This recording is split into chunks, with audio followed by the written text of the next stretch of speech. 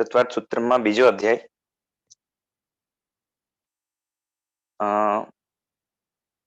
આની પહેલાની ગાથાઓમાં અમુક વસ્તુ આપણે જોઈ કે જે અલગ અલગ વર્ગણાઓ છે એમાં કેટેગરીઝ છે અને ટોટલ એવી 26 મહાવર્ગણાઓ છે. અને પહેલી મહાવર્ગણા એના કરતા બીજી મહાવર્ગણામાં પરમાણુ અનંત, બીજી કરતા ત્રીજીમાં અનંત વધી જાય, ત્રીજી કરતા ચોથીમાં અનંત વધી જાય, બરાબર છે. અને એક વર્ગ જેટલા સ્કંધોના પ્રકારો આવે એ પ્રકારો ટોટલ અનંત થઈ જાય, કેમ કે 1 વધે 2 વધે 3 વધે એમ કરી કરીને અનંત વધે. એટલે વર્ગણાઓ જે છે એમાં ડિફરન્સ અનંત અનંતનો રહેવાનો છે. અને એક એક વર્ગણાની અંદર એટલે કેટલા થયા તો કે અનંત પ્રકારના સ્કંધો આવે અને દરેક પ્રકારના અનંત સ્કંધો આ 14 રાજલોકની અંદર ફેલાયેલા છે. એમાંથી જીવને કામમાં આવી શકે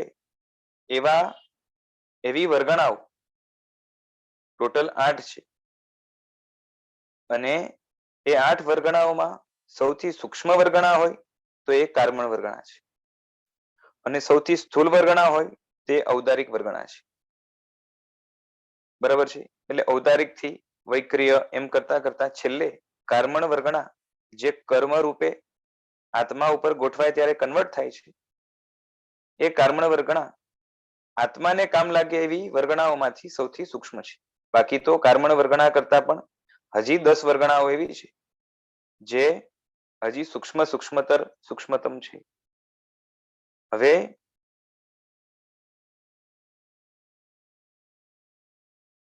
આપણે જોવાનું છે,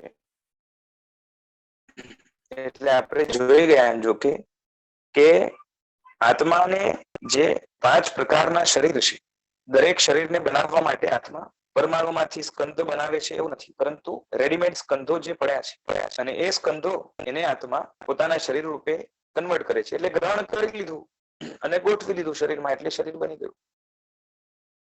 તો ગ્રહણ કરે છે આ રૂપે, પછી શરીરમાં એને જે છે ને શું કહેવાય કે ઇન્સ્ટોલ કરે છે, એસિમ્યુલેટ કરે છે. અને એમ કરતા કરતા એ શરીરનો હિસ્સો બની જાય છે, અથવા તો શરીર રૂપ બની જાય છે એમ કહીએ તો ચાલે. હવે હમણાં રાઈટ નાઉ આપણા આત્માએ જે છે ને શું કહેવાય જેટલા સ્કંધો ગ્રહણ કર્યા છે, કોના રાઈટ નાઉ આપણા આત્માએ જે છે ને ઔદારિક આપણું જે શરીર છે એના જેટલા સ્કંધો ગ્રહણ કર્યા છે, બરોબર છે. એની જગ્યાએ દેવતા કે નારક હોય તો વૈક્રિય શરીર છે એમને, તો એમના વૈક્રિય શરીરની અંદર આપણા કરતા સ્કંધો કેટલા ગણા વધારે હશે તો કે અસંખ્ય ગણા. અસંખ્ય વધારે નહીં, આપણા જેટલા સ્કંધો છે એમાં અસંખ્ય એડ કરો એમ નહીં, અસંખ્ય ગણા વધારે છે. સમજાય છે? જો આપણે જે સ્કંદ ગ્રહણ કરીએ છીએ ને એ લોકો જે સ્કંદ ગ્રહણ કરે છે એ સ્કંદની અંદર પરમાણુની સંખ્યા અનંતી વધારે છે. એક એક સ્કંદમાં વૈક્રિયનો સ્કંદ હોય એક અને એક ઔદારિકનો સ્કંદ હોય, તો ઔદારિક કરતા વૈક્રિયના સ્કંદની અંદર પરમાણુની સંખ્યા કેટલી વધારે છે તો કે અનંતી વધારે છે. એટલે એડિશન થાય, અનંત એડ થઈ જાય. હવે એવા વૈક્રિય સ્કંદો, એ સ્કંદોને જ અહીંયા પ્રદેશ શબ્દ વાપર્યો હતો, આપણે જોયું હતું ને. એવા સ્કંદો એ લોકો માટે પ્રદેશ, આપણા માટે પ્રદેશ એટલે ઔદારિકના સ્કંદો. એ પ્રદેશો એટલે કે એ સ્કંદો આપણા જેટલા છે એના કરતા વૈક્રિય શરીરની અંદર એવા સ્કંદો પણ અસંખ્ય ગણા છે, બરોબર છે. અને વૈક્રિય કરતા આહારકમાં હજી અસંખ્ય ગણા જે છે ને સ્કંદો હોય છે. સ્કંદો એ સ્કંદોને આપણે પ્રદેશ શબ્દથી જે છે ને વાચ્ય બનાવ્યું. પછી આગળ વધીને ઔદારિક કરતા વૈક્રિયમાં અસંખ્ય ગણા છે અને વૈક્રિય કરતા આહારકમાં જે છે ને એ હજી અસંખ્ય ગણા છે, અસંખ્ય ટાઈમ્સ. બરોબર છે. અચ્છા, હવે આહારક કરતા તેજસ જે શરીર છે આત્માનું, એમાં કેટલા? તો કે અનંત ગણા છે સ્કંદો. અનંત એડ નથી કરવાના, અનંત ટાઈમ્સ છે. બરોબર છે. અને તેજસના જેટલા સ્કંદો છે એના કરતા કર્મનો જથ્થો આત્મા ઉપર કેટલો છે? તો કે એના કર્મના એટલે કર્મણ વર્ગણાના સ્કંદો આત્મા ઉપર તેજસ કરતા પણ અનંત ગણા છે. સમજાય છે?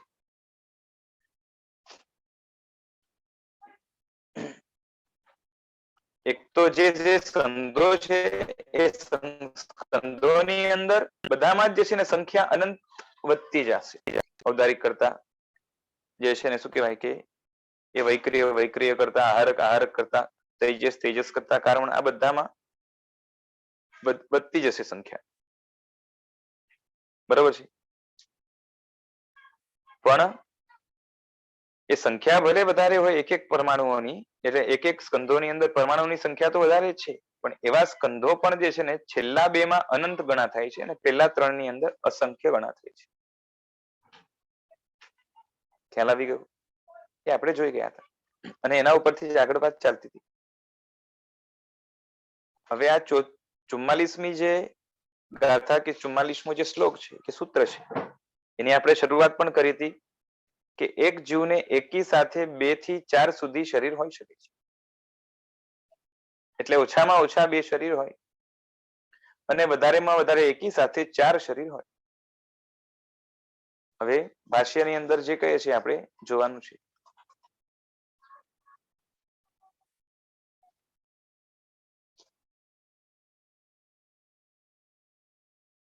તે તેજસ અને કર્મણ શરીરો જેમની આદિમાં છે તે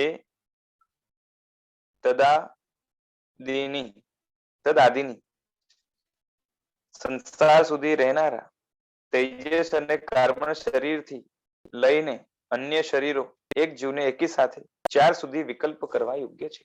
એટલે કે તેજસ અને કર્મણ શરીર તો બધા જ જીવોને છે, એટલે 2 શરીર તો મિનિમમ રહેવાના જ. કોઈને 3 પણ હોય નહીં, ક્યાં સુધી તો 4 સુધીના શરીર હોય. એટલે 2, 3 કે 4 આટલા ઓપ્શન છે. હવે કઈ રીતે? તો કે તેજસ અને કર્મણ એ 2 શરીરો હોય અથવા તેજસ કર્મણ અને ઔદારિક એ 3 શરીરો હોય અને ઔદારિક ના હોય તો સમજો કે વૈક્રિય શરીર હોય તો તેજસ કર્મણ ને વૈક્રિય જેમ દેવતાઓને હોય, અથવા તો તેજસ કર્મણ ઔદારિક અને વૈક્રિય આ 4 શરીરો હોય. બરોબર છે. તેજસ શરીર છે, કર્મણ શરીર છે, ઔદારિક શરીર છે અને વૈક્રિય શરીર છે. અથવા તો તેજસ કર્મણ ઔદારિક અને આહારક હોય. બરોબર છે. કેમ કે કેવું છે, આહારક અને વૈક્રિય બંને શરીરો સાથે નથી બનાવાતા, નહીં તો 5 થઈ જાય. બરોબર છે. અથવા કર્મણ જ એક શરીર હોય અથવા કર્મણ ઔદારિક એ 2 શરીરો હોય. હવે અહીંયા જે કીધું ને કર્મણ જ એક શરીર હોય, એ ઓપ્શન કઈ રીતે છે આપણે જરાક ટીકામાં જોવું પડશે. કેમ કે અપેક્ષા આપણે જોયું હતું પેલા જ કે એ તેજસ અને કર્મણ એટલે તેજસને પણ જે છે ને એ જઠરાગ્નિ રૂપે કે એ ગરમી રૂપે જે ખાવાનું પચાવવામાં મદદરૂપ બને છે, એ તેજસ શરીરને જે છે ને કર્મની સાથે જ ગણી લીધું છે. એ રીતે લીધું છે ટીકામાં કે બીજી રીતે લીધું છે એ જોવું પડે.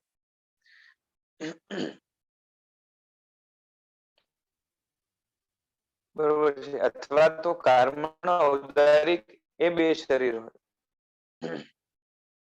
એ કર્મણની સાથે તેજસને ઇન્ક્લુડ કરી લેવું.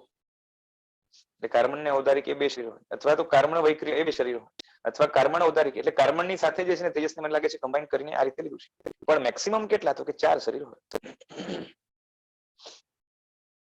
બરોબર છે.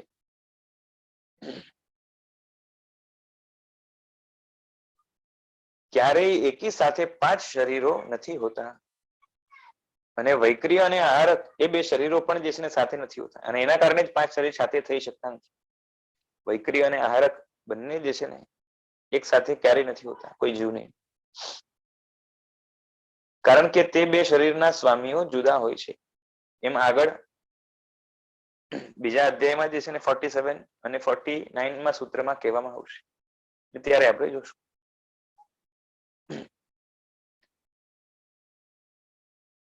હવે ટીકાની અંદર જે કહે છે આપણે જોઈ લઈએ.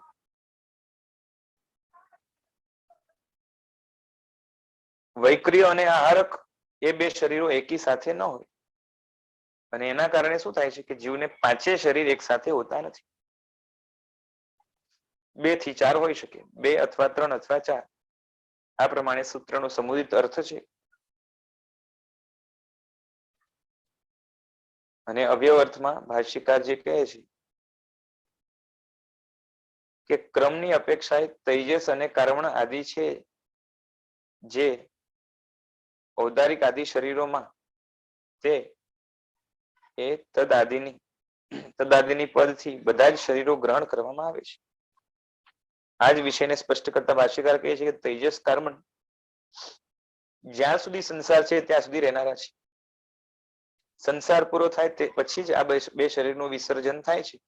આ બે શરીરોને મુખ્યપણે રાખીને ઔદારિક વગેરે શરીરો એકી સાથે મનુષ્ય વગેરે એક જીવને 4 સુધી ભાજ્ય હોઈ શકે છે.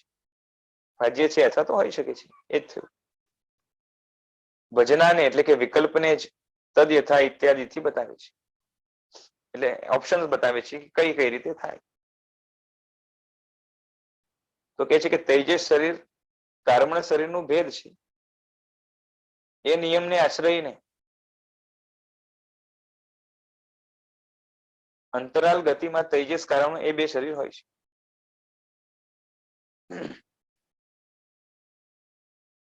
તેજસ શરીર છે ને એ કર્મણ શરીરનું જ ભેદ છે, આપણે જોયું ને એક અપેક્ષા, એને જુદો ન પાડી. આમ તો તેજસ કરતા કર્મણ સૂક્ષ્મ છે, છતાં આપણે જે છે ને બંનેને એક સમજીને ચાલીએ. કર્મની જેમ જ કે ભાઈ એમાં કોઈ બીજી કોઈ ખાસ કોઈ ક્રિયા છે નહીં, તો એનો જે છે ને અંગ સમજીને ચાલીએ. તો આ રીતે શું થશે તો કે અંતરાલ ગતિ હશે એટલે એક ગતિમાંથી બીજી ગતિમાં જતો હશે, ત્યારે સાથે તેજસ અને કર્મણ એ બે હોય, અને અપેક્ષા એ બંનેને એક કરો તો એક પણ કહી શકાય, બરોબર છે. તો અહીંયા પ્રશ્ન કરે છે કે તો પછી વિગ્રહ ગતિમાં કર્મણ યુગ જ કેમ કહ્યું, તૈજસ યોગ કેમ ન કહ્યું? આપણે જોયું ને કે વિગ્રહ ગતિમાં જે છે ને એક કર્મણ યોગ જ છે. તેનો જવાબ આવે છે કે જે સૂત્રમાં વિગ્રહ ગતિમાં કર્મણ યોગ છે એમ કહ્યું, તે સૂત્રમાં યોગનો અધિકાર છે, બરોબર છે. યોગ એટલે શું? તો કે ત્યાં વ્યાપાર હોવો જોઈએ, એટલે શું કહેવાય, યુઝ હોવું જોઈએ એનું કંઈક. વિગ્રહ ગતિમાં તેજસ શરીર હોવા છતાં પણ એનો વ્યાપાર નથી, માટે કર્મણ યોગ જ છે. હાથીમાં કોઈ દોષ નથી. એટલે વિગ્રહ ગતિની અંદર તેજસ અને કર્મણ બે શરીર છે, પણ યોગ એકનો જ છે. એમાં કંઈક ફેરફાર, હલનચલન કાં તો એનો યુઝ, તેજસનો કોઈ યુઝ નથી ત્યાં, કારણ કે આહાર પાચનમાં મદદ કરે છે, એનું એ કામ છે, એ ત્યાં થઈ શકતું નથી જ્યારે અનાહાર હોય છે ત્યારે. બીજું, ઔદારિક શરીર હોય ત્યારે તેજસ કર્મણ ઔદારિક એ 3 શરીરો હોય. જ્યારે પણ ઔદારિક શરીર હશે તો તેજસ કર્મણ તો સાથે રહેશે જ, અને વૈક્રિય શરીર હોય ત્યારે પણ તેજસ કર્મણ ને વૈક્રિય એમ 3 શરીર હોય. એટલે બે હોય ત્યારે કયા હોય તો કે તેજસ અને કર્મણ. અને ઔદારિક જ્યારે આવી જાય ત્યારે ઔદારિક તેજસ ને કારણે, અથવા તો વૈક્રિય આવે ત્યારે વૈક્રિય તેજસ અને કર્મણ, આ રીતે 3 શરીર થાય. અથવા વૈક્રિય લબ્ધિ હોય ત્યારે તેજસ કર્મણ ઔદારિક વૈક્રિય, વૈક્રિય લબ્ધિનો જ્યારે ઉપયોગ કરે એ 4 શરીર હોય, અને તેજસ લબ્ધિ સંપન્ન 14 પૂર્વધરને અનુગ્રહ કરનાર તેજસ શરીરની અપેક્ષાએ, એટલે શીત લેશિયાની અપેક્ષાએ તેજસ કર્મણ ઔદારિક આહાર એ 4 શરીરો હોય છે.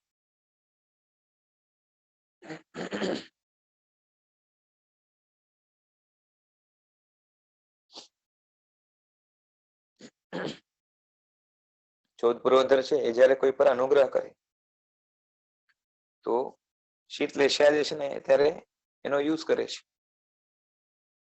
એટલે તેજસ શરીર. તો ત્યારે તેજસ શરીર છે જ, કર્મણ પણ છે, ઔદારિક છે, આહારક છે, એ ચાર શરીર હોય છે. આહારક ને વૈકલ્ય સાથે નથી રહી શકતા. હવે આમાં છે ને મતાંતર બતાવે છે કે વિગ્રહ ગતિમાં પોતાનું એટલે ખાધેલ આ આહારને પચાવવાનું કાર્ય ન કરવાથી, તેજસ ભેદનો સ્વીકાર ન કરવાથી એક કર્મણ યોગ જ હોય છે. બરોબર, યોગની દ્રષ્ટિએ કર્મણ યોગ છે, અથવા તેજસ શરીર કર્મણનો જ ભેદ છે.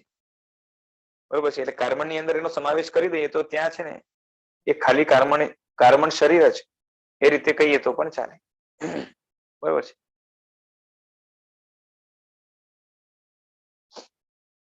તો આ રીતે એટલે કર્મણ યોગ લખ્યું છે ને એની જગ્યાએ કર્મણ શરીર લખીએ તો પણ ચાલે. એટલે ત્યાં જે છે ને 2 થી 4 લખ્યા પણ જે છે ને એ સિંગલ યોગ પણ હોઈ શકે મતાંતરે, જો તેજસ ને કર્મણ ની અંદર સમાવેશ કરી લેવામાં આવે તો.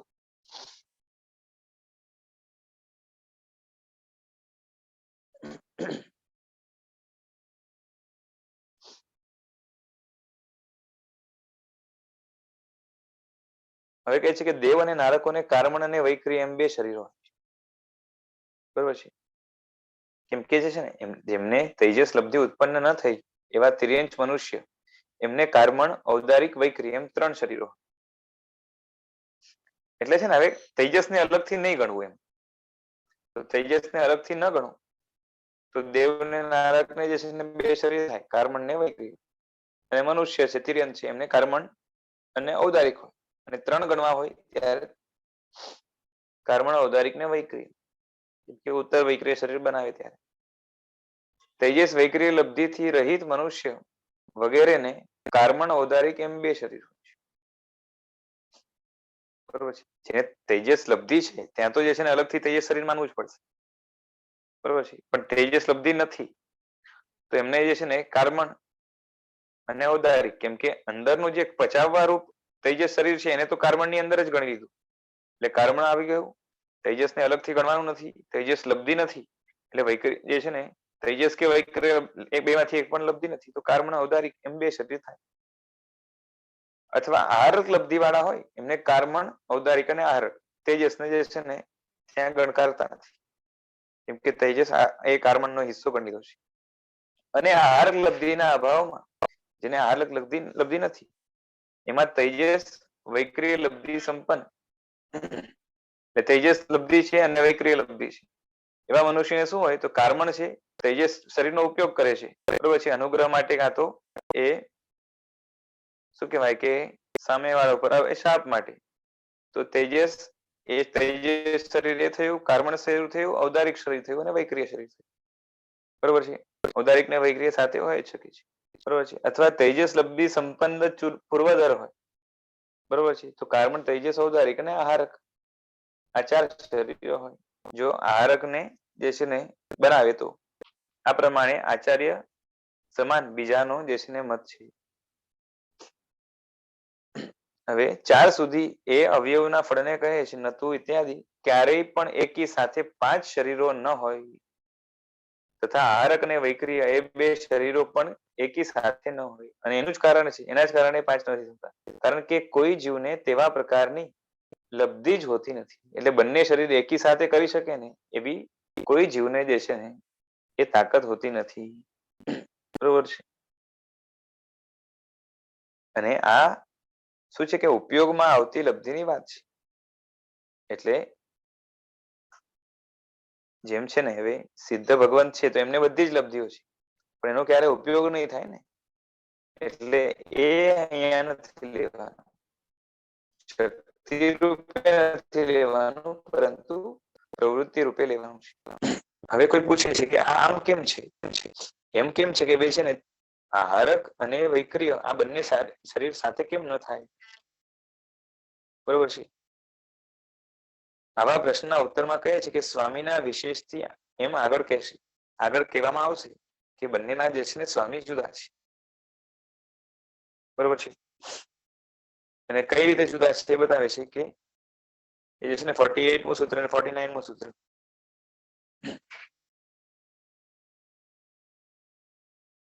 એટલે આહારક શરીર અને વૈક્રિય શરીર એ બંને બેના સ્વામી ભિન્ન ભિન્ન છે, કારણ કે વૈક્રિય લબ્ધિના સ્વામી મુનિ એટલે તત ક્રિયાકાલે, એટલે જયારે વૈક્રિય શરીર બનાવે ત્યારે પ્રમત્ત હોય છે.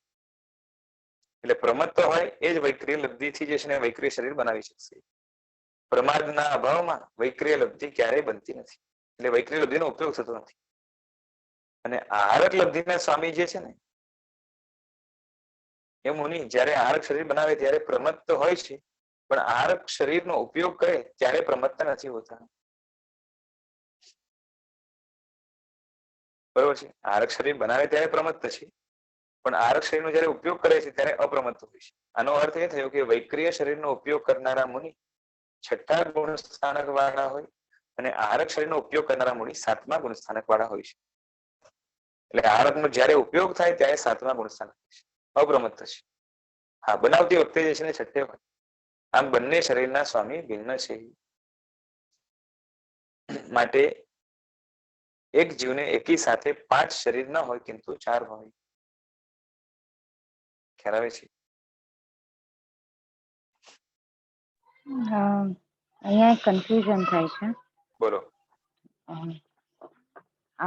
કારણ કે બેયના સ્વામી અહીંયા અલગ કીધા એટલે બે શરીર સાથે ન હોય.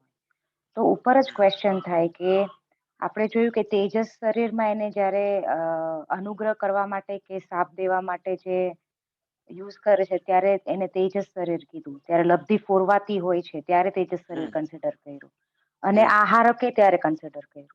તો જ્યારે તેજસ શરીરનો ઉપયોગ ચાલુ છે ત્યારે ઈ જીવ પ્રમત્ત છે. એક મિનિટ, એવું થવું જોઈએ ને? જો આહારક લબ્ધિના અભાવમાં એમ નથી જોવાનું આપણે, આના પછીનું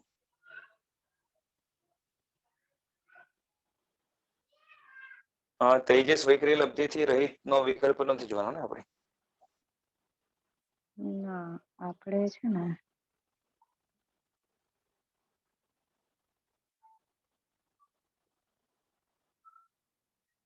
જે વિકલ્પ છે અહીંયા જ છે. હા, ચોથો વિકલ્પ આવી ગયો. આહારક લબ્ધિના અભાવમાં તેજસ વૈક્રિય આહારક લબ્ધિનો અભાવ છે ત્યાં. આપણે 4 શરીર પેલા જોયા ને કે જેમાં તેજસ, કાર્મણ, આહારક અને અહીંયા કે ઔદારિક. પહેલાના પેજમાં? એ મને જો અહીંયા ક્યાંય નથી. 4 શરીર જોયા ને એમાં ચોથા વિકલ્પમાં આહારકનો અભાવ છે. હા, એમાં તો છે ને પછી તેજસ તરીકે ખાલી અંદરની જઠર રાખની લેવાની છે. એમાં તેજસ કર્મણ એક નથી કરવાનું, એટલે વિકલ્પ રહેવાનો જ નથી. અચ્છા, એવી રીતે આ મતાંતર છે. મતાંતર લીધો હોય એમાં નથી આ. અને એની પહેલા તમે લેશો તો એની અંદર તેજસ કર્મણ જે છે ને આહાર ક્યાં છે? જો છેલ્લે લખ્યું છે આમાં, મતાંતરની જસ્ટ ઉપર એકદમ. હા, રાઈટ. તેજસ કર્મણ ઔદારિક આહારક એ 4 શરીર.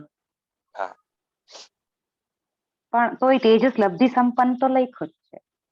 તેજસ લબ્ધિ એટલે સંપન્ન 14 પૂર્વધર ને એટલે વેપારની વાત છે. યસ. તો તેજસ સંપન્ન એટલે લબ્ધિ.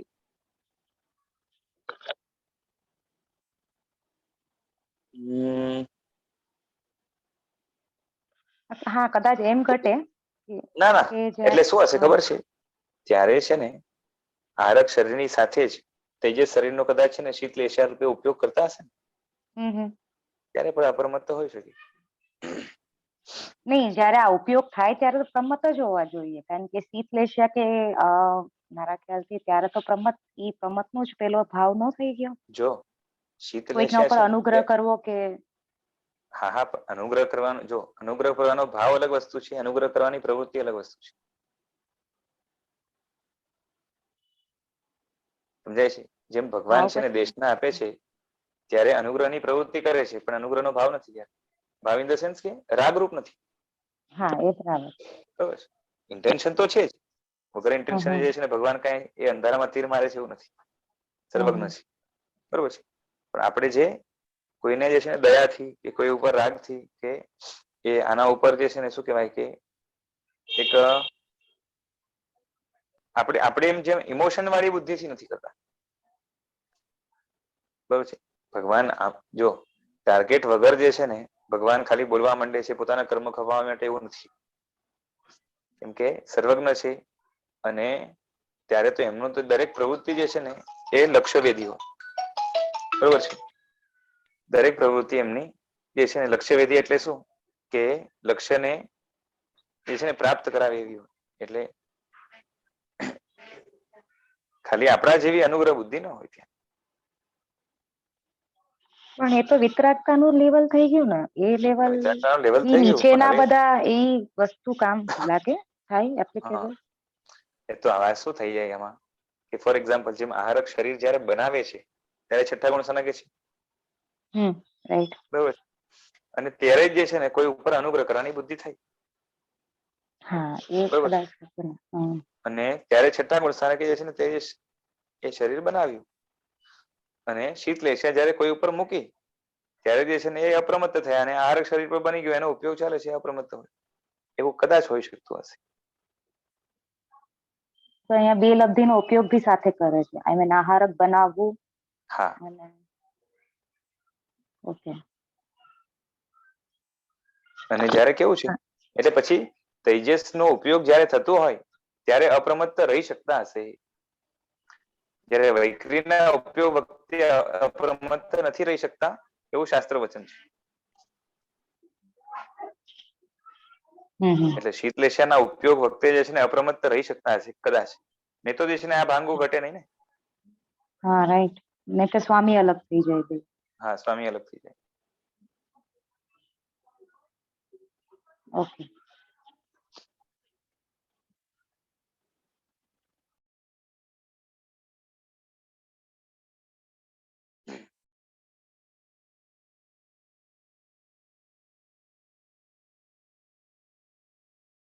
આ થઈ ગયું ને.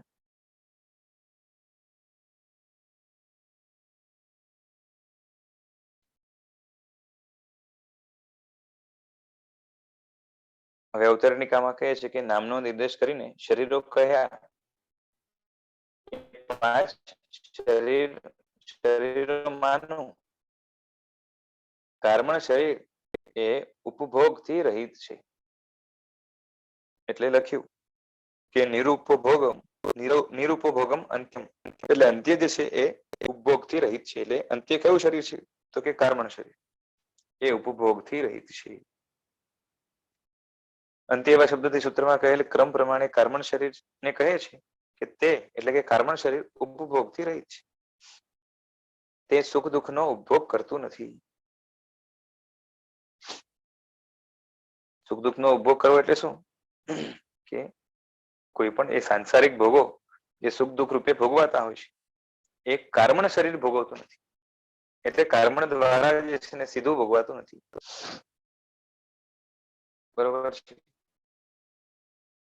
સુખ દુઃખનો એ ઉપભોગ કરતું નથી. જેમ આપણું આ શરીર એ ખાવું પીવું જે છે ને એને એક્સેપ્ટ કરે, રિજેક્ટ કરે, બધું કર્યા કરે, બરોબર છે. અને એના દ્વારા જ આત્માને સુખ દુઃખની લાગણી પેદા થાય છે, એટલે વેદન થાય છે, બરોબર છે. અને એના કારણે જે છે ને જુદા જુદા કર્મો બંધાય છે. કર્મણ શરીરમાં એવું નથી, બરોબર છે. અને એના કારણે શું થાય છે કે કર્મણ શરીરના કારણે જે છે ને સીધા સુખ દુઃખ વેદાતા નથી. કર્મણ શરીર બીજા શરીરો દ્વારા આત્માને સુખ દુઃખ નું વેદન કરાવે એવું બને, કેમ કે કર્મણ શરીરમાં જ વેદનીય કર્મ પણ છે જ કે નહીં. કર્મરૂપ જે જથ્થો છે આત્માનો એમાં જ વન ઓફ ધ જે છે ને એ હિસ્સો એ વેદનીય કર્મનો પણ છે, પણ વેદનીય કર્મ પણ જે છે ને બીજા શરીરો દ્વારા જ સુખ દુઃખ નું વેદન કરાવશે, સ્વયં વેદન કરાવવા માટે સમર્થ નથી. સમજાય છે?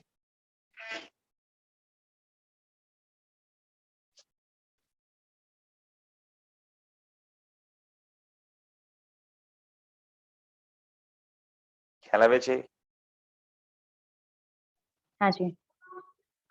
જેમ છે ને આપણા શરીરમાં એ હાથને અડો તો ફીલ થાય, અંદર હાડકાને જે છે ને કંઈક થાય તો ફીલ થાય, બરોબર છે. પછી અમુક જે છે ને હિસ્સા જ્યાં જે છે ને હાથમાં નથી રહેલો, વાળ વગેરે નખના અમુક આગળનો હિસ્સો, તો એમાં જે છે ને વેદન નથી થતું. પણ સમજો કે આમ છે ને એ મેડિકલ સાયન્સ કે જે છે ને આપણે જેમ આત્મા કહીએ એમ આખા શરીરની અંદર જ્યાં જ્યાં વેદન થાય છે એનું રીઝન, કારણ શું છે? તો કે બ્રેન, બરોબર ને? બ્રેનની સાથે કનેક્શન ના હોય ત્યાં જે છે ને એ સેન્સેશન નહીં થાય, બરોબર છે. એમાં કઈક અટકાયત થઈ જાય, રૂકાવટ થઈ જાય, કાં તો કનેક્શન કટ થઈ જાય તો વેદન નહીં થાય. હવે બ્રેન પોતાનું સેન્સેશન નથી હોતું. તમે જે છે ને ખોપડી ખોલીને બ્રેનને અડો ને તો ખબર ના પડે, ટચનું ફિલિંગ જ ન થાય, બરોબર છે. એટલે બધી ફિલિંગમાં જે છે ને નિમિત્ત બનતું એ બ્રેન, એને જે એનું જે છે ને પોતાનું સેન્સેશન ત્યાં નથી હોતું. એ રીતે એ કર્મ જે છે ને બાકી બધું જ જે છે ને એનો ઉપભોગ આત્માને કરાવે, પણ એ જે છે ને કર્મનો સીધો ઉપભોગ જે છે ને એ આ રીતે થતો નથી. એટલે કાર્બન શરીર એટલે કર્મ પોતે ઉપભોગથી રહિત છે, બરોબર છે. કારણ શરીર કાર્બન શરીરના કારણે જે છે ને કાર્બન શરીરથી સીધું જે છે ને કર્મ બંધાતું નથી, બરોબર છે. અને વેદાતું પણ નથી, અને કર્મની નિજરા પણ થતી નથી. તેના માટે કાં તો કર્મ બંધ માટે બાકીના શરીરો જ લાગે છે, બરોબર છે. એટલે મુખ્યત્વે આહારક, ઔદારિક અને તેજ જે છે ને શું કહેવાય વૈક્રિય, બરોબર છે. બાકીના શરીરો તો જે છે ને ઉપભોગ સહિત છે, કેમ કે તેનાથી એ સુખ દુઃખનો ઉપભોગ કરાય છે. જેમ છે ને એ તેજસ શરીર પણ એટલે જઠરાગ્નિ જે છે ને તીવ્ર હોય તો દુઃખનું વેદન થાય કે નહીં? ભૂખ ઘણી લાગે ત્યારે, સમજાય છે? અને એની ગરમી પણ મહેસૂસ થાય છે ને, એટલે તેજસમાં પણ આવશે. અને વૈક્રિય વગેરે શરીરને પણ જે છે ને સુખ દુઃખ જે છે ને એ ઉપઘાત લાગે, કાં તો એના ઉપર અનુગ્રહ થાય તો જે છે ને સુખ દુઃખ વેદાય છે, બરોબર છે. અને જેના દ્વારા સુખ દુઃખ વેદાય એના દ્વારા જ કર્મ બંધાઈ શકશે, અને કર્મની નિજરા પણ એના દ્વારા કરવી હોય તો થઈ શકે સાધન રૂપે.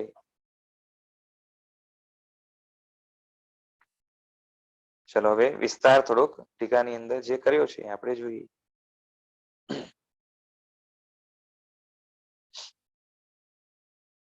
એ કર્મગ્રંથમાં જે નહીં મળે ને અહીંયા મળશે, બરાબર છે. બધું બેલેન્સ થઈ જશે ને? થઈ જાય, સારું. બેલેન્સ માટે જ બેઠા છે આપણે. જી જી. હું ને આપણે બધા. તો હવે એ કાર્બન શરીરને ઇન્દ્રિયો વગેરે ન હોવાથી કાર્બન શરીર ઉપભોગથી રહે છે, કેમ કે સેન્સેશન માટે જે છે ને ઇન્દ્રિયોની જરૂર પડશે, બરોબર છે. અને ઇન્દ્રિયો એ વૈક્રિય શરીર, આહારક શરીર કે શું કહેવાય કે આ ત્રણ મુખ્ય શરીર છે એના દ્વારા એમાં જે છે ને હોય છે, બરોબર છે. અને એના દ્વારા ઉપભોગ થઈ શકશે.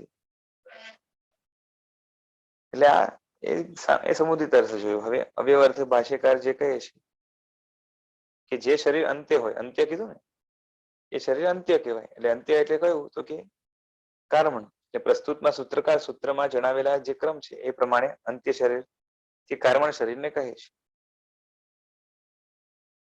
બરોબર છે. કેમ કે ઔદારિક, વૈક્રિય, આહાર, તેજસ એ કર્માણાની શરીરાણી, એટલે આ પાંચ શરીરો છે એવો સૂત્રપાઠ છે.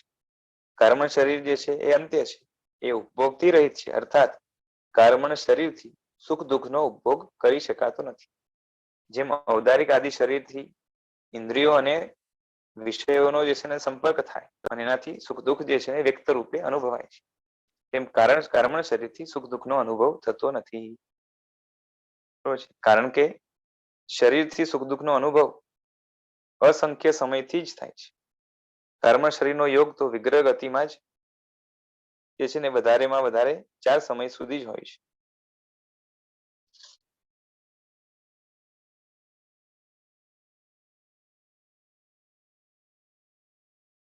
જો કારણ શું બતાવે છે કે આપણા શરીરમાં સુખ દુઃખનો જે છે અનુભવ એ અસંખ્ય સમયથી છે. એટલે શું કે એ પૂતગલનો જે સંપર્ક થાય, બરોબર છે, ખાવા પીવો ને સૂંઘવું, તો એ સંપર્ક એ અસંખ્ય સમય સુધી રહે છે, બરોબર છે. અને અસંખ્ય સમય સુધી રહે એનો જે છે ને શું કહેવાય કે એ વ્યક્ત રૂપે અનુભવ થાય, બરોબર છે. જ્યારે કર્મણ શરીર જે છે ને એનો યોગ તો એ કર્મણ યોગ માત્ર જે છે ને ક્યાં છે કે વિગ્રહ ગતિમાં છે. અને વિગ્રહ ગતિ પણ બધી વિગ્રહ ગતિમાં નહીં, બરોબર છે. બોલો, એક સમયની વિગ્રહ ગતિમાં જે છે ને કર્મણ યોગ છે?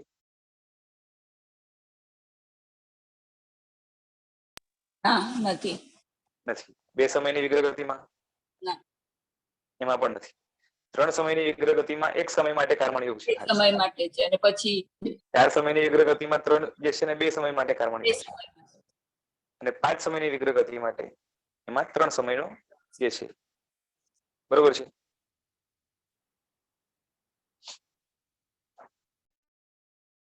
પાંચમાં 3. હવે અહીંયા લખ્યું છે ને વધારેમાં વધારે 4 સમય સુધી, એટલે 6 સમયનું પણ છે કે ઓપ્શન હતો? 6 સમયનો ઓપ્શન નહોતો ને? ના ના, એક મિનિટ, વિગ્રહ વધારેમાં વધારે 4 છે ને કે 5 છે? 5 વિગ્રહ હતા. નહીં ના, મેક્સિમમ 4 વિગ્રહ છે. 4 વિગ્રહ છે મેક્સિમમ. હમ.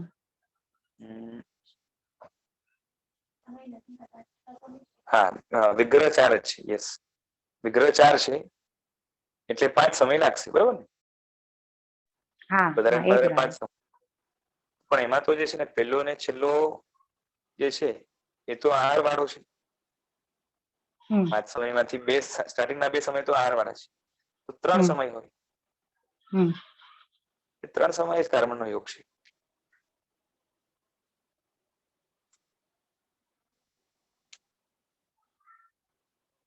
હમ.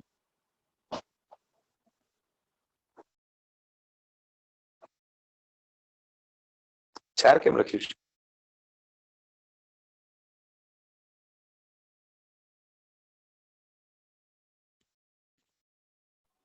નહીં,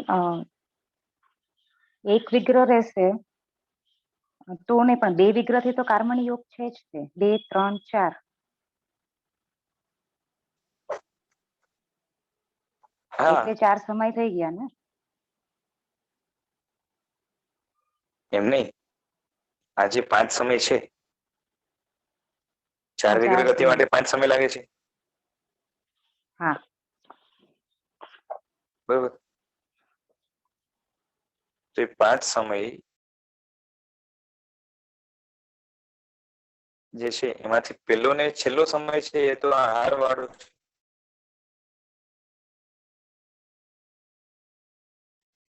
તો વચ્ચેના જે 3 સમય છે એમાં અનાહાર એટલે આહાર નથી. ને એમ કહ્યું છે મારા હિસાબે કે 4 સમય સુધી, એટલે ચોથો સમય જે હોય છે એ સમય સુધી, પછી 5મો શરીર આપણે આહારમાં ગણીએ છીએ ને, એવી રીતના નહીં લઈ શકાય આ વાક્ય રચના? હા, એવું કંઈક લેવું પડે. પછી ઠીક છે, 5મો ચલો ને, સમય. આપણે મેન તો કહેવાય એ માંગે છે કે ત્યારે જે છે ને એટલે કર્મણ શરીર યોગ છે ને એ બહુ માઇન્યુટ સમય, એટલે અસંખ્ય સમય તો બિલકુલ નથી. ઉપભોગ માટે જે છે ને, અને આમ પણ શું છે ખબર છે કે જેનો સંપર્ક બહુ ઓછા સમય માટે થાય એનું વેદન કરવા માટે આપણી જે છે ને આપણું જ્ઞાન કે આપણી પ્રજ્ઞા સક્ષમ નથી. છદ્મસ્ત માટે સમજાય છે?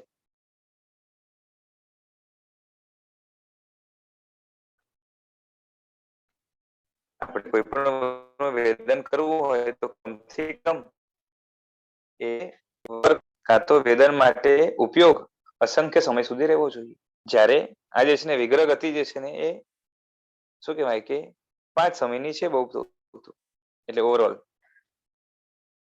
તો એમાં જે છે ને શું કહેવાય કે એટલામાં જે છે ને સુખ દુઃખનો અનુભવ પોસિબલ નથી. બરોબર છે? પેલા શું કીધું? ઉપભોગ રહિત છે. એનું કારણ બતાવ્યું. એ સુખ દુઃખનો અનુભવ અસંખ્ય સમયથી જ થાય. કારણ શરીરનો યોગ છે, બરોબર છે, એ વિગ્રહ ગતિમાં એ 4 સમય સુધી છે. અચ્છા, આપણે જોયું હતું વધુમાં વધુ 4 અને પછી મતાંતરે 5, મતાંતરે 5 છે, એટલે અહીંયા મતાંતર એટલે કન્સિડર ઓવરઓલ 4 નથી જ લીધા કર્યો. છે. હા, હા, એટલે એની જગ્યાએ સમજો 5 લગાવીએ તો પણ ચાલે. એટલે ઓવરઓલ લઈ લીધા બધા જ. ઠીક છે. હવે બીજું કે કર્મણ શરીરથી જે છે ને કર્મ બંધ ન થાય, બરોબર છે. એટલે વિગ્રહ ગતિની અંદર આત્મા જ્યારે હશે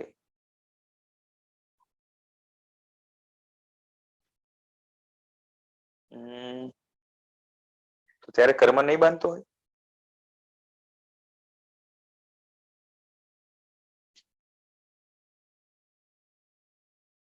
બાંધે છે લગભગ. બાંધે છે કર્મ, કારણ કે ધ્રુવ સત્તા એટલે અમુક ધ્રુવબંધી પ્રકૃતિ છે જે કન્ટિન્યુઅસ હા, બંધાય છે.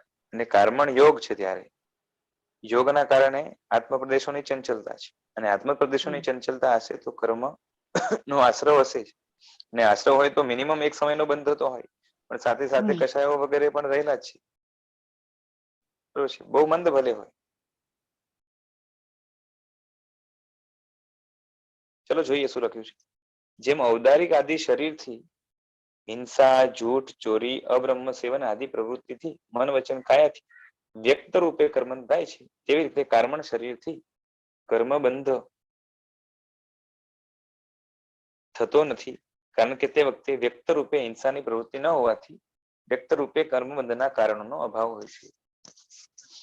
એટલે કદાચ એમનું કહેવું એવું છે કે બહુ મંદ કર્મ બંધ હશે, કારણ કે યોગ પણ મંદ છે.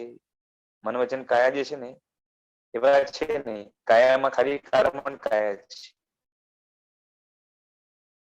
અને વ્યક્ત હિંસાથી જે છે ને જે બરોબર છે, કશાય કરવા માટે પણ મનરૂપ એ વ્યક્ત સાધન હોવું જોઈએ મોટું.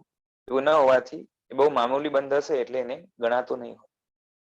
એ લોકો એ જે છે ને વ્યક્ત શબ્દ પણ વાપર્યો છે. એટલે વ્યક્ત રૂપે કર્મબંધ નથી એનો મતલબ જે છે ને અવ્યક્ત રૂપે કર્મબંધ છે. એટલે ટૂંકમાં કર્મબંધ નથી એવું નથી, બરોબર છે.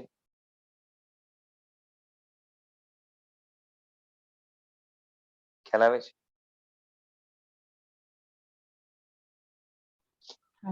એટલે ભવની અંદર જેવો કર્મબંધ છે એવો વિગ્રહ ગતિમાં નથી.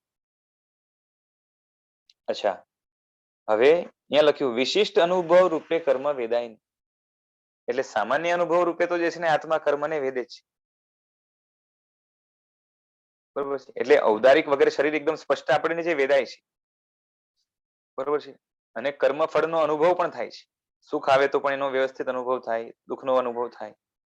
એ રીતે કર્મણ શરીરનો ન થાય, કારણ કે કર્મણ શરીરનો એટલે કર્મણ કાય યોગનો કાળ જે છે ને એ અલ્પ હોવાથી ઉદીરણા વગેરે ન થઈ શકે.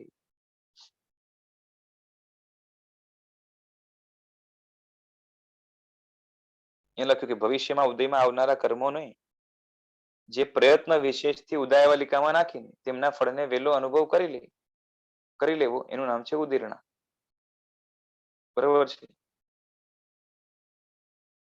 હવે જે છે ને વેદનીય કર્મ વગેરે જે છે એ વ્યવસ્થિત ઉદયમાં આવવા માટે ઔદારિક વગેરે શરીરો જોશે, અને જે વ્યવસ્થિત ઉદયમાં આવવાના છે આગલા ભાવમાં એને જે છે ને નજીકમાં લઈ આવીને એટલે હાલમાં એને ઉદયમાં લાવવા માટે પ્રયત્ન કરવો હોય, બરોબર છે.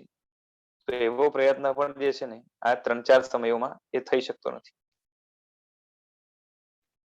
બરોબર છે. એટલે ઉદીરણા પણ ત્યાં કરી શકતો નથી. એટલે કર્મનો એક મામૂલી અનુભવ એને થાય, જે આમ જોવા જાવ તો સ્પષ્ટ વેદન રૂપ નથી.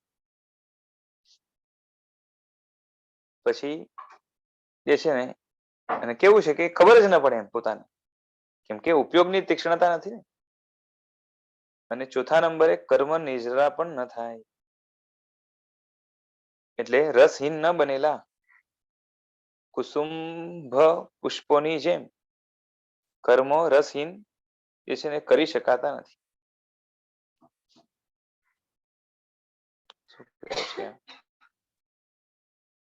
કુસુંભ વૃક્ષના પુષ્પો રસહીન બને એટલે એની મેળે વૃક્ષ ઉપરથી ખરી પડે છે. રસ વગર ના થાય એટલે જે છે ને સુકાય એટલે નીચે પડે. એ પુષ્પમાંથી ફળો જે છે ને થતા નથી.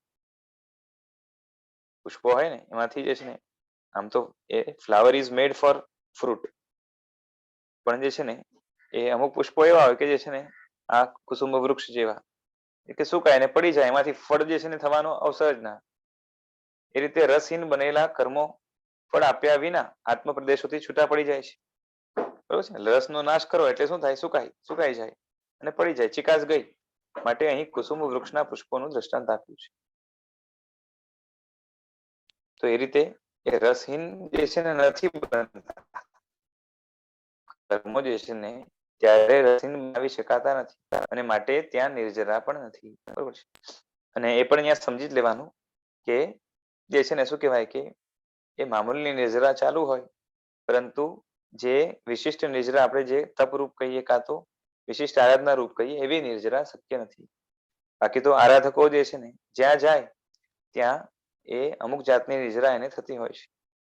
એટલે એ નથી લેવાની, પણ જાણી જોઈને એ પ્રયત્નપૂર્વક જે નિર્જરા કરાય છે એવી નિર્જરા અહીં નહીં થતી હોય એવું જે છે ને બેસે છે. હવે આગળ કહે છે કે કર્મણ શરીરથી સુખ દુઃખનો ઉપભોગ વગેરે કેમ કરી શકાતું નથી, તેનું કારણ જણાવતા ટીકાકાર કહે છે કે ઉપકરણનો અભાવ છે. એટલે ઔદારિક શરીર વગેરે જે છે ને એ ઉપકરણ રૂપ છે, એનાથી જ સુખ દુઃખનો અનુભવ થાય છે, એનો અભાવ છે. બરોબર છે. ઉપકરણનો અભાવ કેમ છે એનું કારણ કહે છે કે સામગ્રીનો યોગ નથી. એટલે મનુષ્ય ગતિ વગેરે જે છે ને કારણ, કેમ કે મનુષ્ય ગતિનો ઉદય થાય તો જ જે છે ને એને અનુરૂપ આહાર, એને અનુરૂપ શરીર, એને અનુરૂપ જે છે ને ઇન્દ્રિયો વગેરે થાય. પણ એ મનુષ્ય ગતિનો ઉદય નથી થયો, અને માટે જે છે ને એ એના એવા પ્રકારના શરીરનો ઉદય નથી થયો, એવું શરીર બન્યું નથી. બરોબર છે. અહીં ભોગ વગેરેનો જે અભાવ જે કયો છે તે વિશિષ્ટ પ્રકારના ભોગ આદિની અપેક્ષાએ છે, પણ કોઈ પણ પ્રકારના ઉપભોગ આદિની અપેક્ષાએ નથી. બરોબર છે. એટલે આપણે જે વિશિષ્ટ ખાવું પીવું વગેરે કરતા હોય એવા ઉપભોગની વાત છે. કહેવાનો અર્થ એ છે કે કર્મણ શરીરથી પૂર્વે કહ્યું તેમ વિશિષ્ટ રૂપે એટલે વ્યક્ત રૂપે સુખ દુઃખ એનો અનુભવ વગેરે ન થાય, પણ કર્મનો ઉદય હોય ત્યારે પણ જે છે ને ઉદય પણ છે ચાલુ. બરોબર છે. મિથ્યાત્વ આદિ નિમિત્તક જે છે ને કર્મબંધ પણ છે, એટલે કર્મબંધ પણ છે. અને એ જ રીતે જે છે ને ભોગવાયેલા જે કર્મો છે એની અકામ નિર્જરા પણ છે. એટલે બંધ પણ છે, નિર્જરા પણ છે, ઉદય પણ છે, અને અનુભવ જે છે ને અવ્યક્ત એ પણ છે સુખ દુઃખનો. પણ જે પ્રગટ અનુભવ આપણે આવા શરીર સાથે થાય છે, સ્થૂલ શરીરો સાથે, એવો અનુભવ કર્મની અંદર બનતો નથી. ખ્યાલ આવે છે? કર્મણ સિવાય બાકીના ઔદારિક વગેરે શરીરો ઉપભોગથી સહિત છે, કારણ કે જેનાથી ઉપભોગ કરી શકાય તે ઇન્દ્રિયો એમાં હોય છે. બરોબર છે. અહીંયા પાછળ પ્રશ્ન શું આવશે કે તેજસ શરીર છે ને એમાં કઈ ઇન્દ્રિય છે? બરોબર છે. તો કાં તો તેજસને છે ને કર્મની સાથે જ એ ઇન્ક્લુઝિવ લેવા પડે, અને કાં તો જે છે ને એને અલગ લો તો ઇન્દ્રિયોનો અભાવ થઈ જશે. એટલે કઈ રીતે ઘટાવે છે જોઈએ, આગળ આપ્યું હોય તો ઠીક છે, નહીં તો પછી એને કર્મણમાં જ જે છે ને સાથે લઈ લેવા પડે.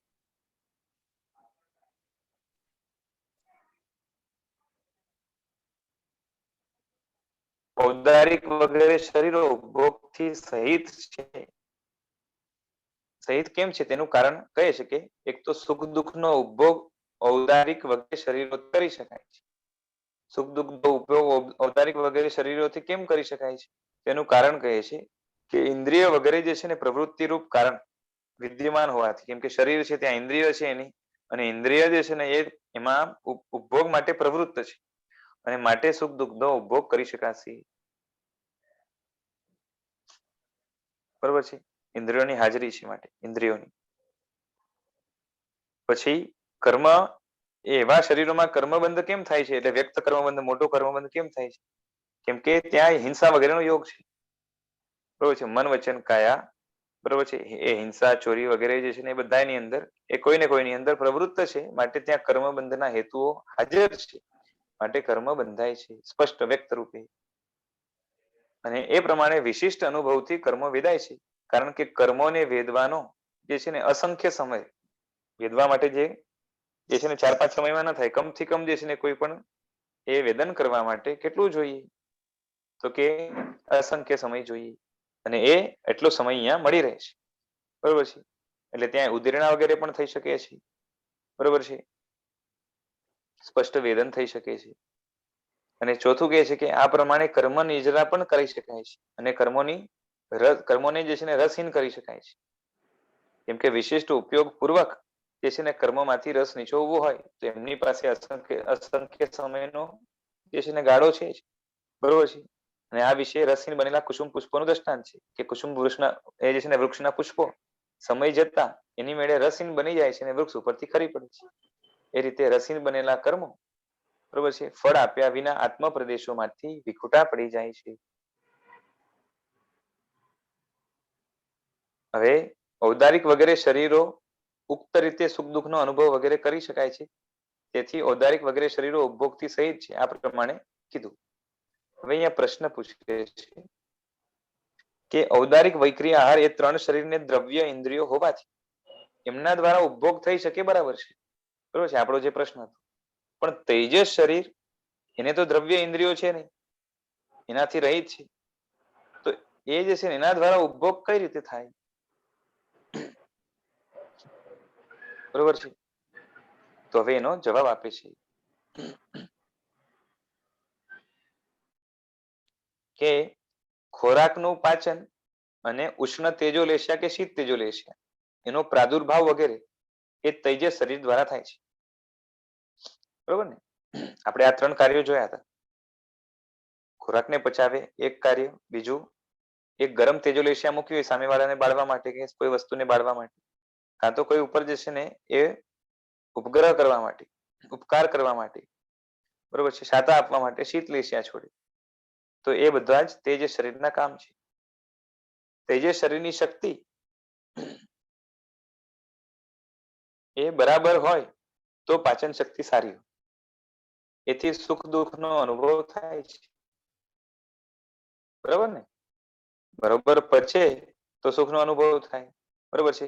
અને એ શું કહેવાય કે આગ વળતી હોય ને ખાવાનું ન મળે તો દુઃખનો અનુભવ પણ થાય. બરાબર ન પચે તો પણ દુઃખનો અનુભવ થાય છે. એટલે સુખ દુઃખની અંદર તેજસ શરીર આમ સીધો ઇન્દ્રિય તરીકે નહીં, પરંતુ આ રીતે શારીરિક ક્રિયામાં જે છે ને ઇન્વોલ્વ થવાથી એ સુખ દુઃખનું કારણ બને છે. તેજસ શરીરની શક્તિનો હ્રાસ થાય, ઓછું થાય તો પાચન શક્તિ નબળી બનવાથી દુઃખનો પણ અનુભવ. અન્ય જીવો ઉપર શીત લેશિયા મૂકી તેજોલેશિયાથી રક્ષણ કરવા દ્વારા અથવા તો બરોબર છે ને જેમ આ ગોશાળા છે એને જે છે ને પેલા સાધુએ એના ઉપર તેજોલેશિયા મૂકી તો ગોશાળાના જે છે ને એના ઉપર ભગવાને શીત લેશિયા મૂકી તો ગોશાળો બરોબર થયો. બરોબર છે. અને એની સળી કરવાની આદત છે એટલે બધી જગ્યાએ કઈ ને કઈ માર ખાઈને આવે. તો આ જે છે ને એટલે અન્ય જીવો ઉપર જયારે શીત લેશિયા જે છે ને મૂકી અને તેજોલેશિયાથી એનું રક્ષણ કરે, અથવા શત્રુ ઉપર તેજોલેશિયા મૂકીને જે છે ને દુઃખી કરવા માટે જે છે પ્રયત્ન કરે, તો આની અંદર પણ જે છે ને એ જીવ સંતોષ કે નારાજગીનો જે છે અનુભવ કે આનંદનો અનુભવ કરતો હોય છે. આ પ્રમાણે અન્ય ઉપર શીત કે ઉષ્ણ તેજોલેશિયા મૂકતા એની અસર ન થાય, બરોબર છે, સમજો મૂકી અને એની અસર ન થઈ તો દુઃખ પણ અનુભવે છે. જેમ જે છે ને ગોશાળાએ જે છે ને એ આ મુનિઓના એ શું કહેવાય આવાસને એટલે રહેવાના સ્થાનને બાળવાનો પ્રયત્ન કર્યો, પણ જે છે ને ત્યાં કઈ થયું નહીં તો જે છે ને પોતે એ હતાશ થયું એટલે દુઃખ અનુભવે છે. તથા તેજોલેશિયા દ્વારા અન્ય ઉપર શાપ કે અનુગ્રહ કરવાથી પાપ કે પુણ્ય કર્મનો પણ બંધ થાય છે. બરોબર છે. શુભાશુભ કર્મનો અનુભવ થાય છે અને એના દ્વારા જે છે ને નિજરા પણ થાય. બરોબર. સારા આશયથી જે છે ને એ શીત લેશિયા મૂકી હોય અને શુદ્ધિ હોય તો નિજરા પણ થાય. આ પ્રમાણે તેજસ શરીરથી પણ સુખ દુઃખનો અનુભવ થાય, કર્મ બંધ થાય, કર્મનો અનુભવ થાય, કર્મની નિજરા પણ થાય. આથી તેજસ શરીર પણ જે છે ને એ ઉપભોગ વાળું છે, એમને પડ્યું છે એવું નથી. બરોબર છે. ખાલી એમાં ઇન્દ્રિયો નથી એટલું છે, પણ એના દ્વારા કાર્યો તો થાય જ છે. હવે એ ભાષ્યની અવતરણિકાને કહે છે કે આ પાંચેય શરીરનો સમૂર્છન આદિ 3 જન્મોમાં કયું શરીર કયા જન્મમાં ઉત્પન્ન થાય છે એનો ઉત્તર આપે છે. બરોબર છે. એટલે પ્રશ્ન કરે છે શિષ્ય કે ઔદારિક વગેરે પાંચેય શરીરોમાંથી કયું શરીર સમૂર્છન, ગર્ભ, ઉપપાત એ ત્રણ પ્રકારના જન્મોમાંથી કયા જન્મમાં હોય છે? બરોબર છે.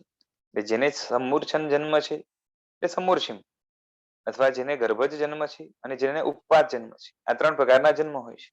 આ ત્રણ પ્રકારના જન્મમાંથી કોને જે છે ને કયું શરીર હોય છે એનો જવાબ આપે છે કે ગર્ભજ અને સમૂર્છન જન્મ વાળાને ઔદારિક શરીર હોય, બરોબર છે. અને ઉપપાત વાળાને કયું હોય? જન્મ વખતે વૈક્રિય હોય.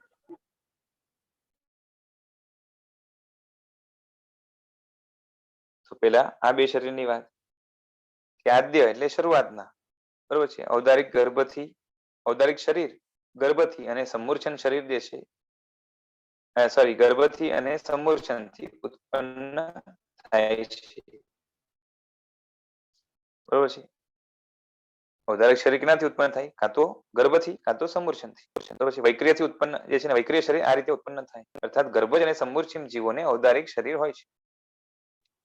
હવે ભાષ્યમાં જે એ જ વસ્તુ છે એટલે પાછું રિપીટ નથી કરતો, અને ટીકામાં આપણે જોઈ લઈએ, બરોબર છે. સ્ટાર્ટિંગનું વાંચતો નથી, અવ્યવ અર્થ તો આપણે સમજી ગયા છીએ, બરોબર છે. પહેલા જે થયું હોય તે આદ્ય કહેવાય, એટલે શરૂઆત. સૂત્રમાં જણાવેલા ક્રમ પ્રમાણે આદ્ય એટલે ઔદારિક, બરોબર છે. કારણ કે સૂત્રમાં સર્વપ્રથમ ઔદારિકનો પાઠ છે. તે ઔદારિક શરીર ગર્ભરૂપ જન્મમાં અને સમૂર્છન રૂપ જન્મમાં સંભવે છે. એટલે જેને ગર્ભજ જન્મ હશે, જેને સમૂર્છિમ જન્મ હશે, એ બે પ્રકારના જીવોને જ ઔદારિક શરીર હશે, બરાબર છે. આ શરીર જગન્યથી એ કેટલું નાનું હોય તો કે અંગુલના અસંખ્યાતમાં ભાગ જેટલું નાનું હોય, અને ઉત્કૃષ્ટથી જે છે ને 1000 યોજન જેટલું હોય, બરોબર છે. 1000 યોજનથી અધિક ઊંડા જલાશયોમાં વેલ અને કમળ વગેરેના શરીરની અવગાહના 1000 યોજન હોય છે, બરોબર છે. બૃહદ સંગ્રહની ગાથા નંબર 294. મોટા મોટા કમળ હોય. એકચ્યુઅલી શું હોય કમળ? આમ તો એટલું આમ વિસ્તારમાં એટલું ભળે ના હોય, પણ એની નાળ છે ને એ ઘણી લાંબી હોય. અને સ્વયંભૂ રમણ સમુદ્રમાં પણ જે છે ને માછલાના શરીરની ઉત્કૃષ્ટ અવગાહના 1000 યોજન હોય છે, બરોબર છે. એટલે આ રીતે જેની જે જલાશયોમાં ઊંડાણ જે છે ને 1000 યોજનની છે, એની અંદર વેલ કમલ વગેરે પણ એટલા લાંબા વગેરે હોય. અને સ્વયંભૂ રમણ સમુદ્રની અંદર માછલું જે છે ને એ ઉત્કૃષ્ટ એની અવગાહના કેટલી છે તો કે 1000 યોજનની હોય છે. અને નેક્સ્ટ શ્લોકમાં કહે છે કે વૈક્રિયમ ઉપપાતિકમ, એટલે વૈક્રિય શરીર ઔપપાતિક છે, અર્થાત ઉપપાત રૂપ નિમિત્તથી થાય છે. એટલે જેનો વૈક્રિય રૂપે જન્મ હશે એ ઉપપાતથી જ પેદા થશે, બરોબર છે. એ ઉપપાત કોને હોય છે? કે નરકને અને એ દેવને, બરોબર છે.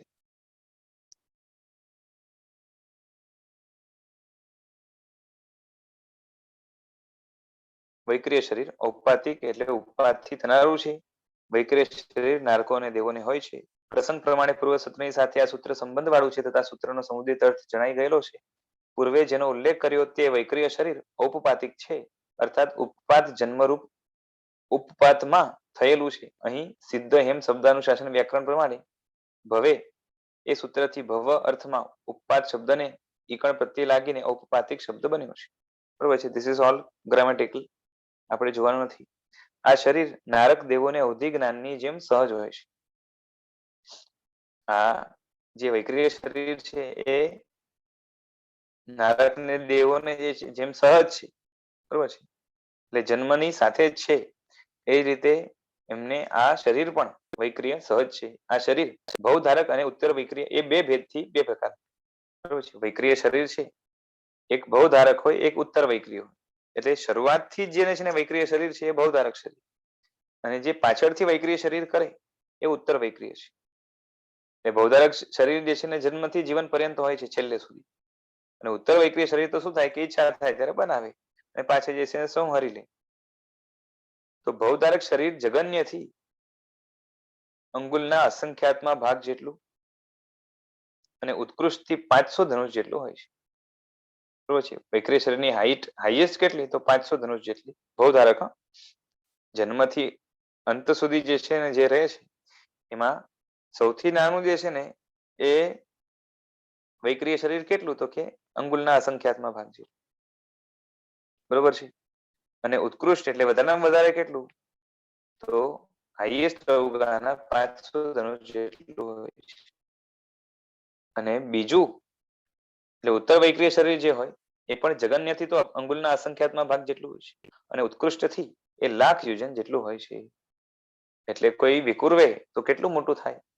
કે લાખ યોજન જેટલું થાય. 1 લાખ યોજન જેટલું.